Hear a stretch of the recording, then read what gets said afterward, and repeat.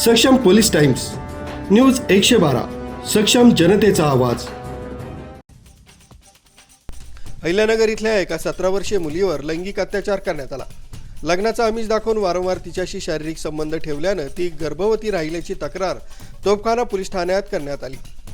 मुलीच्या आजोबाने केलेल्या या तक्रारीत आरोपी शौकत सय्यद, राहणार लोंडेमाळा, कल्याण रोड, तालुका जिल्हा अहिल्यानगर याचं नाव घेतल्यानं त्याच्या विरुद्ध बालकांच्या लैंगिक अपराधांपासून संरक्षण अधिनियमानुसार गुन्हा दाखल करण्यात आला आहे। या गुन्ह्याचा समांतर तपास करत असताना स्थानिक गुन्हे शाखेला आरोपी हमीद शौकत सय्यद हा अण्णाभाऊ साठे चौक, लालटाकी इथं असल्याची माहिती मिळाली।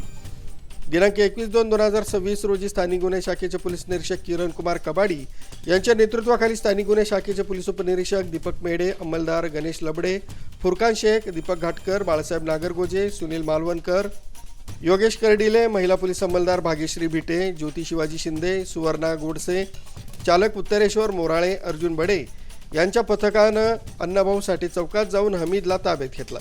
अधिक चौकशीत त्यानं सदरचा गुन्हा केल्याची कबुली दिली आहे। त्याला पुढील तपासाकामी तोफखाना पोलिसांच्या हवाली करण्यात आलाय।